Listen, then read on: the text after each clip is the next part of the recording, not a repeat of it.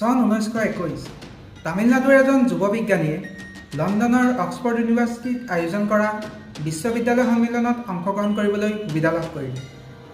এয়া আছিল যুৱকজনৰ প্ৰথম বিদেশ যাত্ৰা।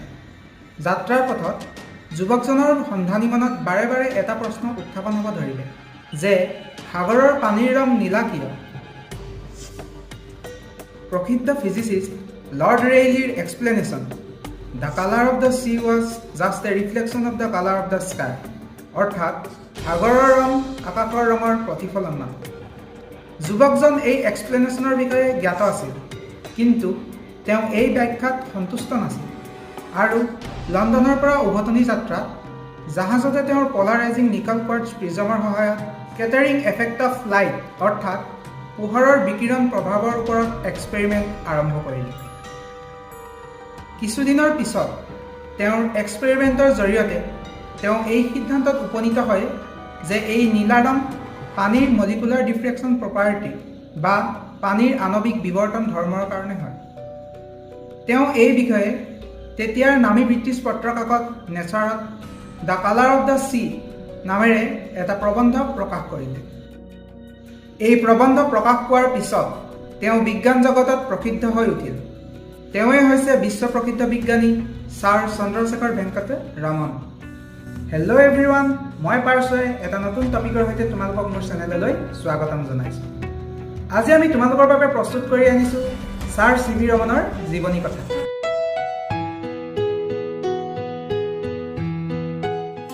চন্দ্ৰশেখৰ ভেংকট ৰমন অৰ্থাৎ চি.ভি. ৰমনৰ জন্ম তামিলনাডুৰ তিৰুচিৰাপল্লী চহৰত 7 নৱেম্বৰ 1888 চনত হৈছিল। যিহেতু তেওঁ তামিল ব্ৰাহ্মণ পৰিয়ালত জন্ম লাভ কৰিছিল, তেওঁ সংস্কৃত আৰু শিক্ষাক পাৰিবাৰিক উত্তৰাধিকাৰী হিচাপে লাভ কৰিছিল। তেওঁ সৰুৰে পৰাই এজন অসাধাৰণ বিদ্যাৰ্থী আছিল। মাত্ৰ 15 বছৰ বয়সতে তেওঁ ফিজিক্সত গ'ল্ড মেডেল লৈ গ্ৰেজুৱেশ্যন লাভ কৰিছিল। সেই সময়ৰ ব্ৰিটিছ ইণ্ডিয়াত গৱেষণাৰ পৰ্যাপ্ত সুবিধা নথকাৰ বাবে তেওঁ বিদেশত অধ্যয়ন কৰিব বিচাৰিছিল, কিন্তু তেওঁৰ শাৰীৰিক অসুবিধাৰ বাবে সেয়া সম্ভৱ হৈ নুঠিল।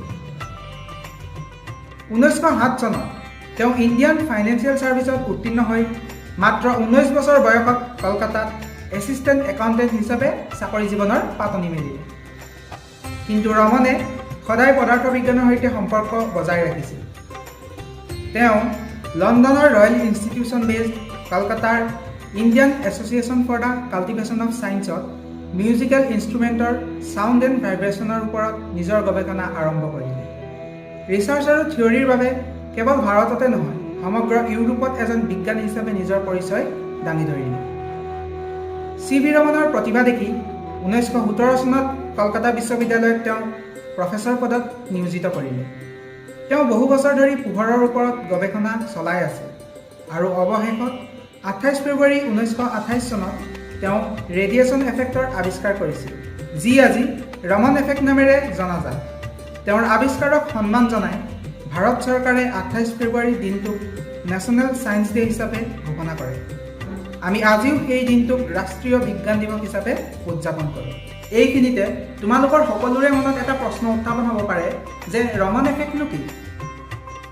যেতিয়া লাইট যিকোনো ট্ৰান্সপাৰেণ্ট মেডিয়াম বা প্ৰিজমৰ মাজেদি পাৰ হৈ যায়, তেতিয়া পোহৰ সিঁচৰিত হৈ পৰে। কিন্তু প্ৰায় 10 মিলিয়ন বা 1 কোটি ইলেক্ট্ৰমেগনেটিক ৰেডিয়েশ্যনৰ মাজত এটা ৰেডিয়েশ্যন এনেকুৱা পোৱা যায় যাৰ ৱেভলেন্থ মিডিয়ামৰ মলিকুলত খুন্দা খোৱাৰ ফলত সলনি হৈ যায়। এই চেঞ্জ দি ৰেডিয়েশ্যন বা সলনি হোৱা ৰেডিয়েশ্যনক ৰমন এফেক্ট বুলি জনা যায়। এই ল' ফ্ৰিকুৱেঞ্চিক ছাৰ চি.ভি. ৰমনে তেওঁৰ গৱেষণাকালৰ আৰম্ভণিৰ পৰাই অতি সূক্ষ্মভাৱে নিৰীক্ষণ কৰিছিল আৰু পিছত কোৱাৰ্টজ স্পেক্ট্ৰগ্ৰাফৰ দ্বাৰা ইয়াক ৰেকৰ্ড কৰিলে। এই ৰমন এফেক্টৰ সহায়ত আমি আকাশৰ নীলা ৰং, সূৰ্যোদয় আৰু সূৰ্যাস্তৰ সময়ত হোৱা ৰঙা ৰং আদি প্ৰাকৃতিক পৰিঘটনাবোৰৰ কাৰণ জনাত সহজ হয়। চি.ভি. ৰমনক 1929 চনত ব্ৰিটিছ চৰকাৰে ৰমন এফেক্টৰ আৱিষ্কাৰৰ বাবে ছাৰ উপাধিৰে সন্মানিত কৰিলে আৰু তেওঁ ছাৰ চি.ভি. ৰমন নামেৰে জনাজাত হ'ল।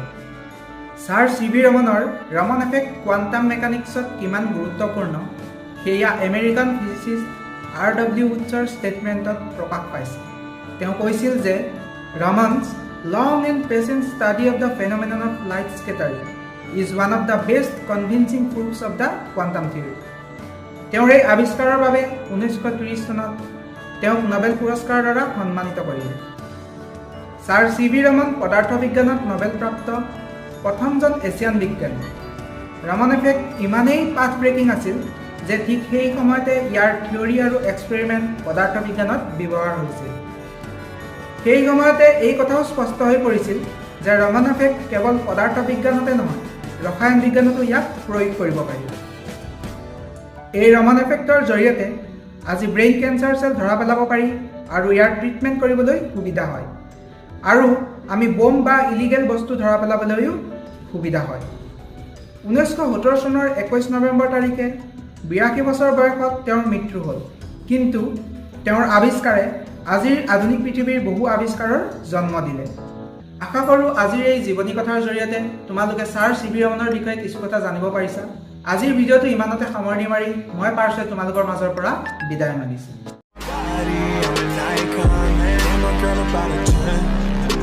Fuck her, you